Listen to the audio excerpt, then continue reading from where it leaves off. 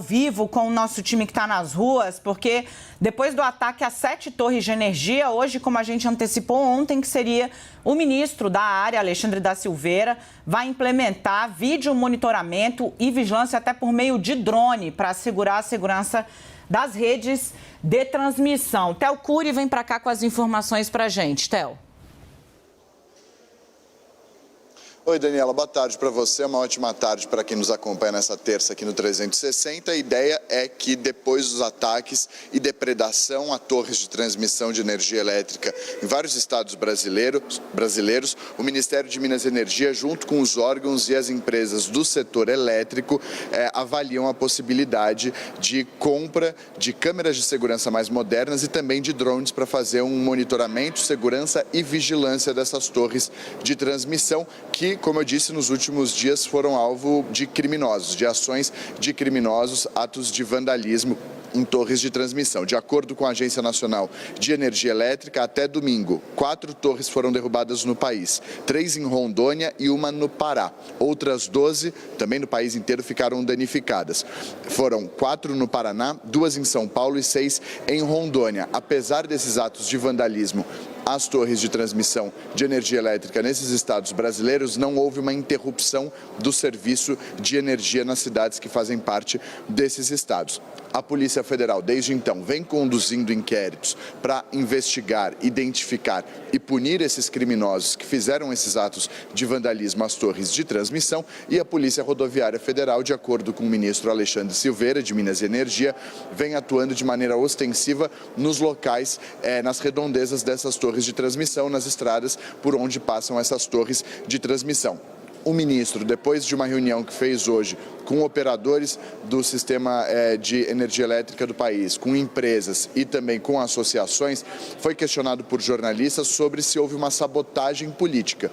Haja visto que esses ataques aconteceram desde o dia 8 de janeiro, quando houve uma invasão e depredação dos prédios públicos aqui na Praça dos Três Poderes, no centro de Brasília. O ministro disse que ainda não é possível fazer essa afirmação, mas que a Polícia Federal segue investigando. Por fim, o ministro disse que nesse primeiro momento, quem vai arcar com os custos da derrubada, dos ataques a essas torres de transmissão por conta dos vândalos que atuaram nos últimos dias são as empresas que fazem a administração dessas torres de transmissão de energia elétrica. Mas ele lembrou que quem paga a conta, no final das contas, são os consumidores. A gente separou um trecho da fala do ministro Alexandre Silveira de mais cedo, falando sobre a intenção, sobre o estudo de aperfeiçoar o sistema, tanto de segurança quanto de monitoramento e vigilância nessas torres de transmissão.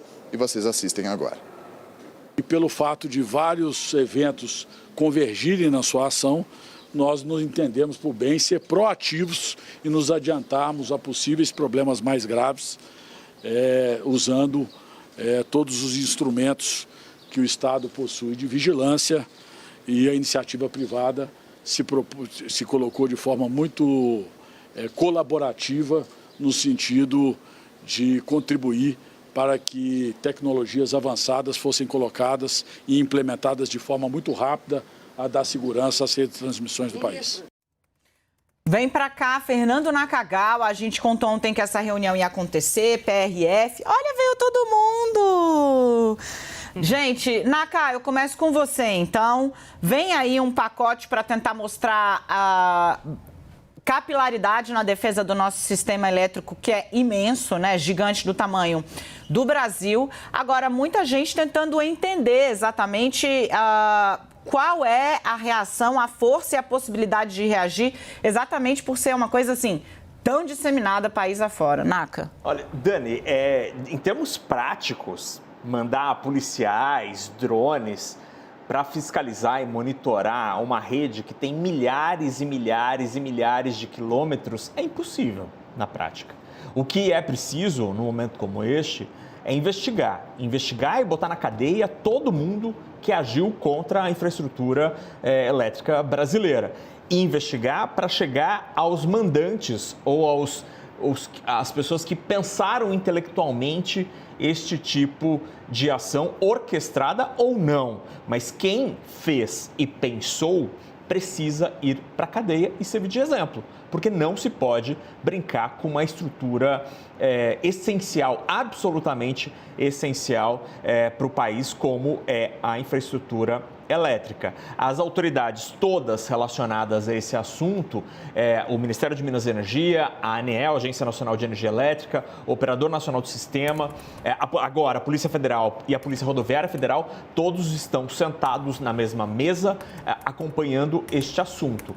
É preciso avançar com a investigação policial, porque este tema deixou de ser apenas um tema de infraestrutura elétrica. Ele é um tema de polícia e as pessoas precisam ser encontradas, Dani.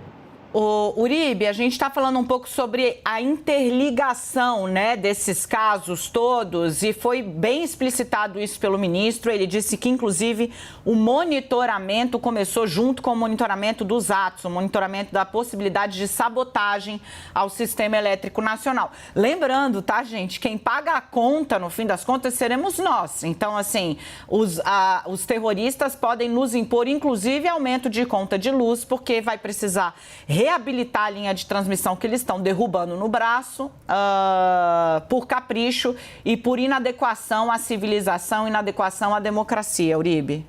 Realmente, quem paga o pato é a população, principalmente de Rondônia, onde você teve mais tentativas de ataque. Concordo com o Fernando Nakagawa. Você não consegue hoje impedir, por exemplo, o roubo de fio de cobre de poste em grandes centros urbanos. Mas você consegue, com o sistema de monitoramento e câmeras de segurança, identificar quem foram aqueles que tiraram o parafuso, no caso, daquele poste ou fim, daquela rede de energia em Rondônia. É importante a gente perceber que nós estamos falando de estados bolsonaristas, Paraná, Rondônia e São Paulo. E é justamente naqueles locais onde nós temos informações aqui do inquérito do Supremo Tribunal Federal de pessoas que tiveram financiamento de fazendeiros, financiamento de comerciantes e empresários para que aqueles manifestantes viessem para Brasília. Então, é uma rede que se interliga, como você disse, Dani, é descobrir quem foram essas pessoas que foram nessas redes para desparafusar, para tentar impedir que elas funcionem, utilizando sistemas de monitoramento. A informação que eu tive do Ministério da Justiça é que já foi aberto um inquérito para a apuração desses casos, para a identificação dos mandantes, porque também não adianta você achar o fulano de tal que foi contratado para fazer esse boicote. É necessário entender se há políticos bolsonaristas por trás de todos esses movimentos terroristas, seja tentando impedir que a energia elétrica seja transmitida para a população brasileira, seja para o financiamento do quebra-quebra que nós tivemos aqui na capital federal. Ô, Thaís, quero te ouvir um pouco sobre essa tentativa do governo Lula de mostrar reação, né? E de mostrar que esses atos não ficarão impunes. O governo está sendo testado em muitas frentes e vem reagindo, sempre num acionamento muito forte de Polícia Federal e agora a entrada também da PRF em cena por conta dessa capilaridade que tem, né? E de vigilância, capacidade de vigilância de rodovias que muitas vezes vão de encontro também às linhas do sistema elétrico. Sim, Dani, alguns dias você trouxe aqui o excesso de politização nas polícias, especialmente Polícia Federal e Polícia Rodoviária Federal. O que a gente vê? A gente vê que, neste momento, há, pelo menos daquilo que a gente sabe, daquilo que está sendo falado, dito e também de informações de bastidores, é de que há um trabalho conjunto, sim. Há um esforço para não só coibir esses atos, mas para tentar identificar toda a cadeia desses atos, para ver se há, de fato, ligações entre todos esses episódios. E me parece que se tornou a principal agenda desse governo, desse novo governo, nesse início de ano. A gente vinha numa agenda econômica muito forte, não que isso tenha sido esquecido, mas os atos do dia 8, somados a todos esses atos em relação ao sistema elétrico, mudaram a agenda e fizeram com que a esplanada passasse a atuar de maneira mais conjunta. Talvez a gente tenha até uma expressão mais significativa da tal da frente ampla por conta desses atos. Aí a gente está conseguindo ver uma atuação, uma convergência, um diálogo muito expressivo de todos os ministros e de outras instituições na busca de elucidar e coibir esses crimes. Dani. Dani, posso só trazer um dado aqui Claro. que eu consegui agora? Atualmente, o Sistema Integrado Nacional de Energia Elétrica tem 175 mil quilômetros. Nossa. Eu não sei qual é o diâmetro da Terra, mas é nessa proporção, assim. Então, em termos práticos, olha, a Terra tem 12 mil quilômetros de diâmetro. Então, daria para dar mais de 10 vezes, puxando os fios ali, ó, no diâmetro da Terra. Então, em termos práticos, eu entendo e é louvável que as autoridades policiais façam um esforço para monitorar as linhas de transmissão e suas respectivas torres. Mas, neste caso, é preciso descobrir rapidamente quem fez e quem mandou fazer tudo isso que a gente viu ao longo dos últimos dias. Essa é a grande questão, né? Quem mandou fazer. Daqui a pouco eu vou trazer esse bastidor também um pouco sobre como ministros de cortes superiores estão vendo o fatiamento das apurações, porque não vai ficar tudo no mesmo bolo, não vai ficar tudo concentrado numa só pessoa. Eu vou trazer os detalhes para vocês em instantes, mas o foco, Nakagawa, é esse. Quem orquestra e quem paga essa gente para fazer atividade terrorista? Eu repito, nesse caso porque é sabotagem da infraestrutura nacional. Sem ponto nem vírgula. É disso que se trata, né? Não tem outra palavra para descrever senão ato terrorista, porque sabotagem da infraestrutura nacional. É o que se vê em guerras, é o que a Ucrânia está sofrendo nas mãos da Rússia. É assim que a gente vê esse tipo de episódio lamentável que, infelizmente, está se tornando rotineiro no Brasil.